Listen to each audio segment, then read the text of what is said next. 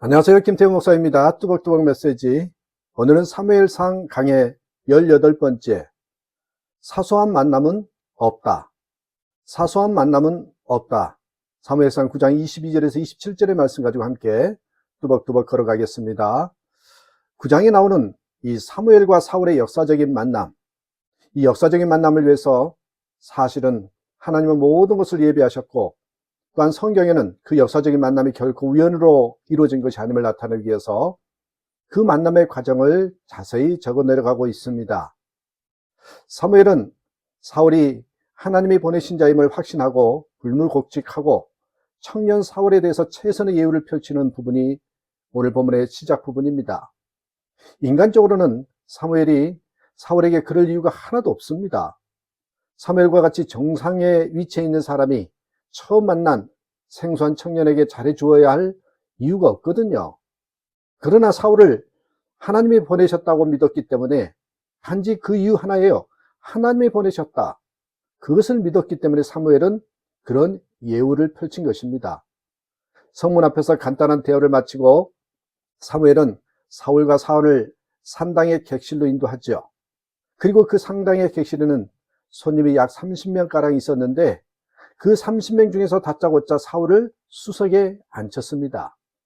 30명가량의 손님들은 특별한 영문도 모른 채 갑자기 이 귀골이 장대한 젊은 청년을 사무엘이 데리고 와서 청환자 중에서 가장 상석에 앉히니까 의아한 생각을 하게 되었지요. 그리고는 여기저기서 수군대리는 소리가 들렸을 것입니다.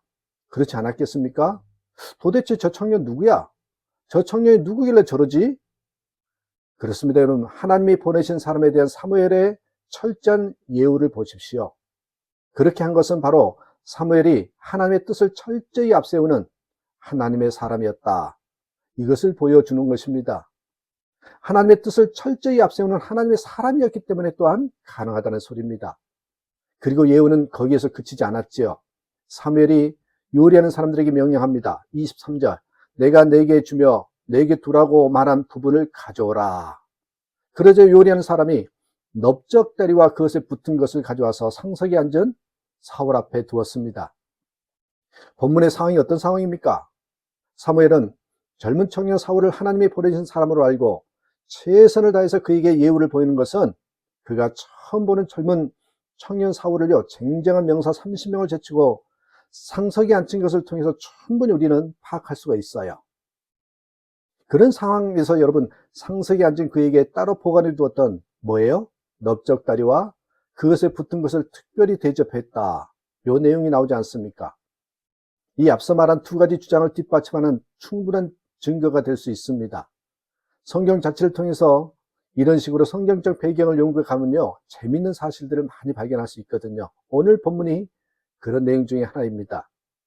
자, 사무엘은 하나님이 보내신 사람에게 철저한 예우를 했을 뿐만 아니라 가장 귀한 넓적다리까지 따로 대접하는 철저한 대접을 했다는 것입니다. 철저한 예우를 했을 뿐만 아니라 가장 좋은 것으로 섬겼다라는 것.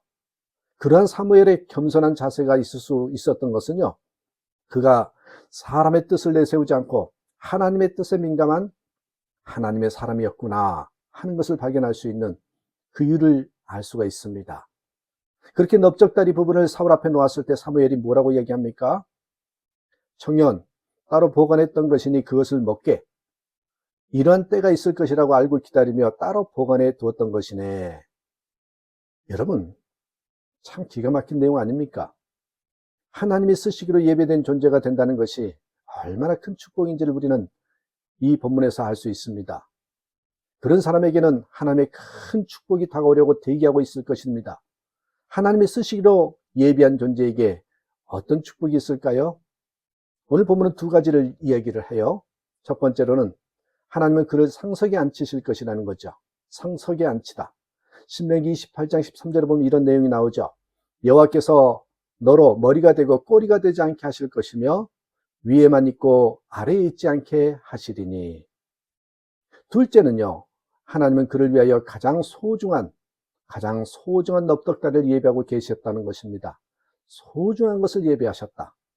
신명기 28장 14절에 여호와께서 너를 위하여 하늘의 아름다운 보고를 열으사 내 땅에 때를 따라 비를 내리시고 내 손으로 하는 모든 일에 복을 주시리니 내가 많은 민족에게 꾸어줄지라도 너는 꾸지 아니할 것이요. 이런 축복입니다. 자, 24절에 보니 그날 밤 산당에서 사무엘과 사울은 함께 밥상 교제를 했지요. 그리고 산당에서 내려와 성에 들어가서도 사무엘이 살던 집에 지붕에서 밤늦도록 같이 담화를 계속했습니다. 25절에 나온 내용이잖아요. 여기서 여러분 보십시다. 도대체 지붕에서 담화한다, 지붕에서 얘기를 했다, 이게 무슨 의미를 지니고 있습니까? 하필이면 왜 지붕일까요? 여러분 신기한 일이 아닙니까? 그 장면 안에 무슨 영적인 의미가 있는 것 같지 않습니까? 그 많은 장소들 다 놔두고 왜 위험천만한 지붕에서 대화를 했을까요? 그러나 여러분 자세히 보시면 영적인 의미는 하나도 없습니다. 다만 지붕에서 담화를 했다라는 사실을 통해서 우리는 중동 지방의 건축 양식 혹은 지붕의 형태가 어떻다는 것을 짐작할 수 있습니다. 이 지붕의 이야기는 성경의 다른 곳에서도 몇 번 나와요. 사도행전 10장 9절에 보니까 베드로가 욥바에 사는 피장의 집에 있을 때 이런 설명이 나오더라고요. 베드로가 기도하려고 지붕에 올라가니 시간은 제6시더라. 기도하려고 하는데 왜 하필이면 지붕일까요? 이러한 구절들을 통해서 우리는 중동 지방의 지붕 형태를 짐작할 수 있습니다. 여러분 성경을 이런 식으로 보시면 참 재밌습니다. 그래서 우리가 한 구절 한 구절을 그냥 지나치시면 안 됩니다. 그 구절을 가지고 그림을 그려나가다 보면 수많은 성경적인 그런 배경 상황을 내 것으로 소화시킬 수가 있습니다. 이런 여러 구절을 통해서 볼 때 이스라엘 지방의 지붕은 대체적으로 평평했다는 사실을 알 수 있고요.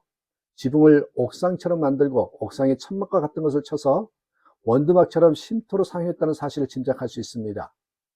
그리고 온도가 뜨거운 지역이잖아요. 그래서 그 지붕의 쉼터는 무더운 낮에 낮잠을 자는 공간으로 활용하기도 하고요. 밤에는 열대 현상을 피하기 위해서 잠자는 공간으로 활용했다는 것을 알 수 있습니다. 요 26절에 지붕에서 사울을 불러라는 구절을 보면 사무엘이 열대 현상을 피하기 위해서 잠자리를 지붕에 만들었다라고 그렇게 추정을 할 수가 있겠죠. 그 지붕에서 밤늦도록 사울과 무슨 담화를 했겠습니까? 무슨 대화를 했겠어요? 청년, 자네와 내가 만난 것은 우연이 아니네. 그러면서요, 그동안 있었던 하나님의 인도에 관한 이야기를 사무엘이 했을 때 사울도 깜짝 놀라면서 반응했을 거예요. 아, 맞아요. 그런 일이 있었습니까? 그렇네요. 맞아요. 그런 일이 있었네요. 하나님의 인도하심에 대한 이야기를 했을 것입니다. 알고 보면요, 인간들의 만남, 우리 인간의 만남들은 어느 것 하나라도 결코 우연이 아닙니다. 우연이 없습니다. 하나님의 오묘한 섭리와 손길 때문에 만남이 이루어진 것입니다. 그 만남을 소중하게 활용하기만 하면 어떤 사람은 사무엘처럼 역사에 새벽을 깨우는 사람이 될 수 있고요. 어떤 사람은 변하기 전에 사울처럼 역사의 주인공으로 활용할 수 있습니다. 오늘의 말씀 중에서 결론은 그렇습니다. 우리 인생 가운데 사소한 만남은 없다. 사소한 만남일지라도 그 만남을 소중히 여기고 그 만남의 의미를 잘 파악해서 살아계신 하나님의 손길을 우리의 삶 속에서, 우리의 생활 속에서 더욱 확실히 느끼며 사는 그런 우리가 되어야 된다는 것입니다. 그런 저와 여러분 되시기를 주님의 이름으로 축복합니다. 감사합니다.